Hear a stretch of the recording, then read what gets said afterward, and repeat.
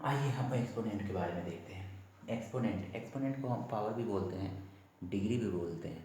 ठीक है, एक्सपोनेंट का मतलब होता है पावर या डिग्री। इसके कुछ पावर या डिग्री, जैसे a to the power B.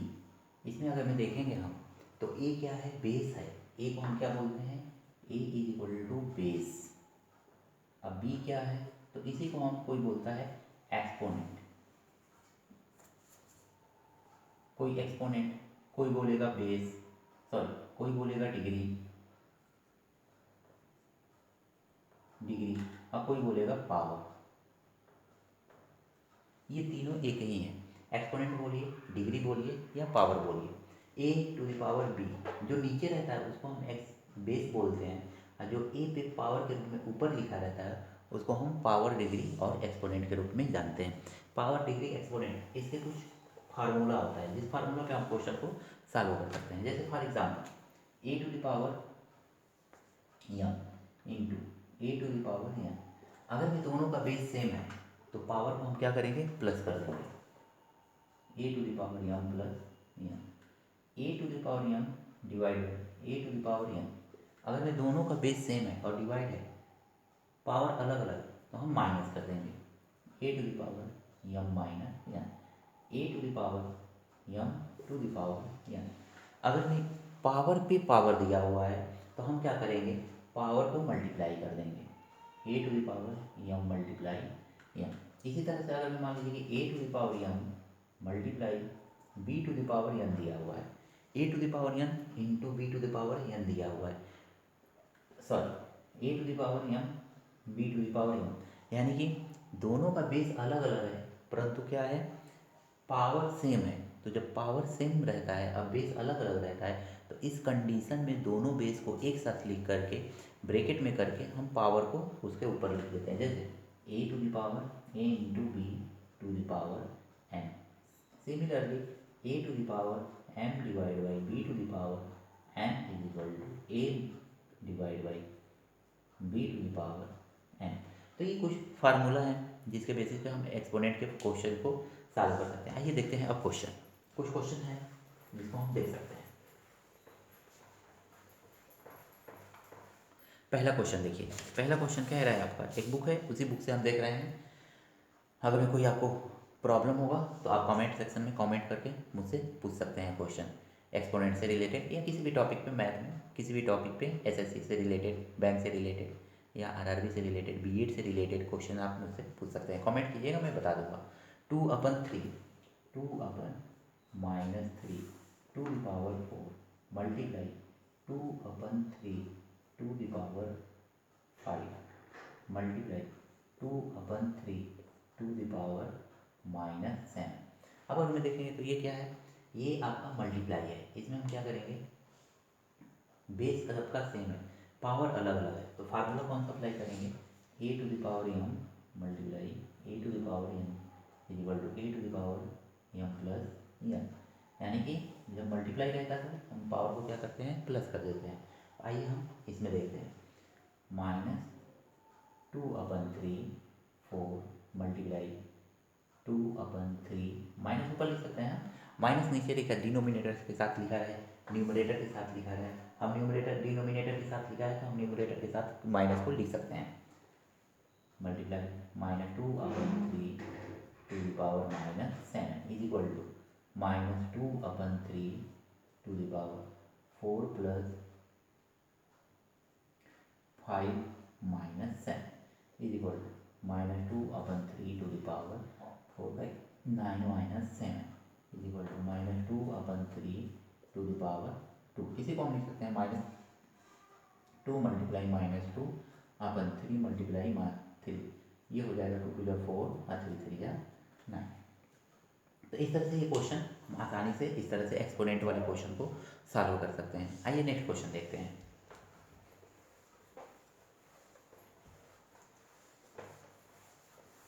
Next question है आपका डिवाइड से रिलेटेड क्वेश्चन उठाते हैं, देखते हैं डिवाइड वाला क्वेश्चन कैसे किया जाता है। तो ये देखिए 49/64 to the power 6 divide by 49/64 to the power 3।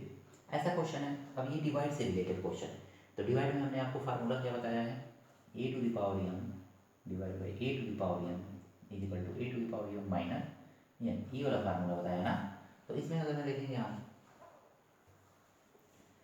64 to the power 6, 49 upon 64 to the power 3, 49 upon 64 to the power 6 minus 3, 49 upon 64 to the power 3। तो इस तरह से ये क्वेश्चन सॉल्व करके इधर पे ही आप छोड़ सकते हैं, या 49 इंटू 49 इंटू 49 का 69 4 इंटू 64 इंटू 64 करके आगे भी सॉल्व कर सकते हैं। तो डिवाइड वाला क्वेश्चन को आप इस तरह से सॉल्व कर सकते हैं। आगे आइए अगला क्वेश्चन देखते हैं जो मिक्स प्रॉब्लम है, यानी कि डिवाइड मल्टीप्लाई दोनों एक में दे दे, तब क्या करेंगे आप। आइए नेक्स्ट क्वेश्चन देखते हैं। 16/27 16/27 to the power 4, 16/27 to the power 4, 16/27 to the power 5 divide by 16 to the power by 27 to the power 8। इस तरह से क्वेश्चन है, डिवाइड भी दे दे मल्टीप्लाई भी दे दे, दोनों प्रॉब्लम एक साथ दे दे, तो आप क्या करेंगे। तो देखिए 16/27 टू द पावर, दो ये मल्टीप्लाई तो दोनों पावर को प्लस कर देंगे, ये डिवाइड है इसके पावर को माइनस कर देंगे, तो ये हो जाएगा 16/27 to the power 9 minus 8 is equal to 16/27 to the power 1। 16/27 ये आंसर हो जाएगा आपका। किसी का पावर 1 रहता है तो उसको एक बार ऐसे सिंपली लिख दिया जाता है। आइए हम नेक्स्ट क्वेश्चन देखते हैं।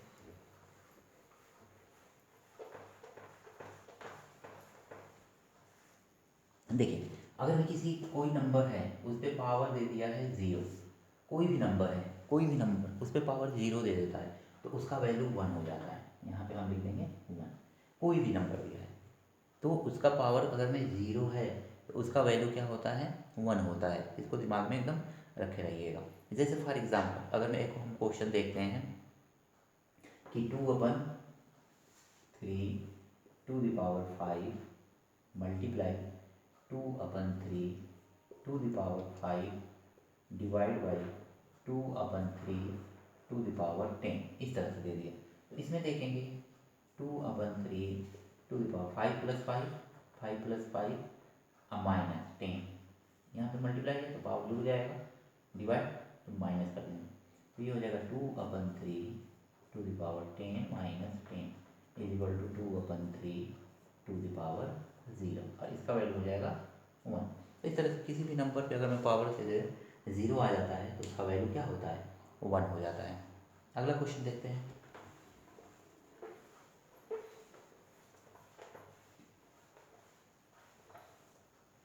देखिए नेक्स्ट क्वेश्चन अगर मैं देखेंगे, हम थोड़ा नेक्स्ट क्वेश्चन अलग तरीके से लगाते हैं, यानी कि अगर मैं पावर पे पावर दे दे, जैसे for example -3/4 to the power 2 to the power 3, इस तरह से क्वेश्चन दे दे तो कैसे करेंगे। तो इस तरह का क्वेश्चन हमने अभी फार्मूला बताया है कि a to the power m to the power n is equal to a to the power m multiply n, यानी कि ये वाला फार्मूला हम अप्लाई कर सकते हैं, a to the power m n m n, इस तरह से दिया क्वेश्चन तो इसमें ये फार्मूला अप्लाई करके हम क्वेश्चन को लगा सकते हैं।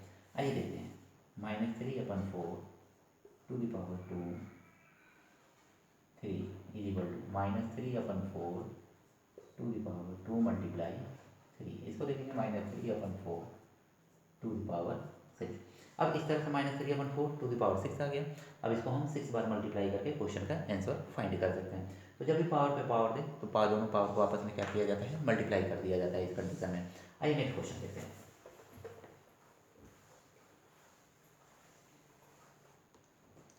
अगला क्वेश्चन है 5 to the power 2m minus 3, 5 to the power 2m minus 3, 5 to the power 2m minus 3 is equal to 5 to the power 4 plus 3m, 5 to the power 4 plus 3m, इस तरह का क्वेश्चन है।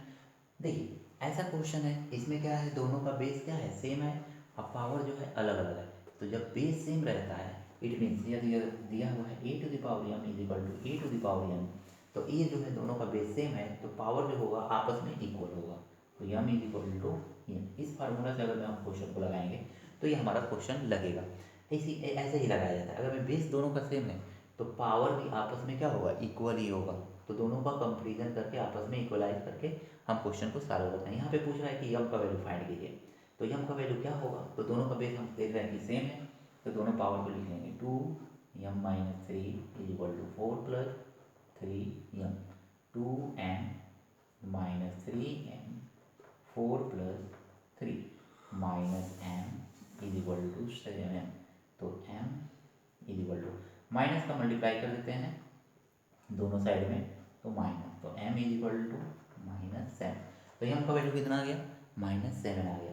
तो इस तरह से अगर मैं बेस सेम दिया है, अब पावर अलग अलग दे दिया है और वो भी कई नंबर के रूप में दे रहा है, तो आप क्या करेंगे, बेस को सेम है तो पावर का कंपेरिजन कर लेंगे और पावर को कंपेरिजन करके उसको इक्वलाइज करके क्वेश्चन को सॉल्व कर सकते हैं। आइए अगला क्वेश्चन देखते हैं। नेक्स्ट क्वेश्चन है आपका, नेक्स्ट क्वेश्चन जो है वो कह रहा है कि 5/8 टू द पावर, क्वेश्चन में कह रहा है 5/8 to the power 4n-4 is equal to 25/64 to the power, question में कह रहा है 3n+4। अब देखिए इसमें हमको दोनों बेस और पावर दोनों अलग अलग दिखाई दे रहा है, तो हम क्या करेंगे, इसमें देखेंगे कि बेस क्या पॉसिबल है इक्वल करना, अगर मैं इक्वल करने लायक है तो हम इक्वल करेंगे। तो देख रहे हैं कि 25 किसका स्क्वायर है, 5 का स्क्वायर है, 64 भी किसका स्क्वायर हो सकता है, 8 का स्क्वायर है, तो हम लिख सकते हैं इसको 5/8 to the power 4n-4 is equal to 5/8 to the power 2 3n+4। तो 5/8 to the power 4n-4 is equal to 5/8 to the power 6n+8।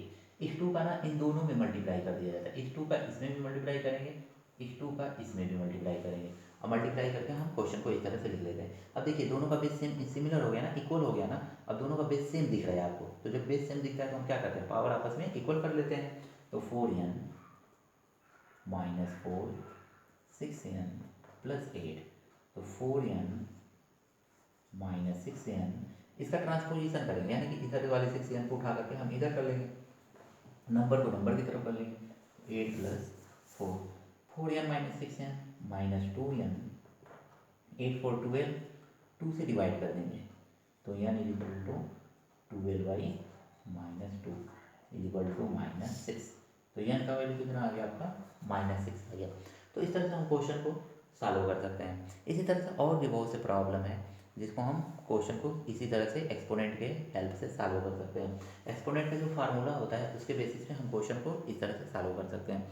Exponent में अगर और कोई प्रॉब्लम होगा तो आप क्वेश्चन कमेंट सेक्शन में कमेंट लिख लीजिएगा, हम क्वेश्चन को बता देंगे। कोई भी प्रॉब्लम है आप कमेंट सेक्शन में कमेंट लिख सकते हैं। धन्यवाद।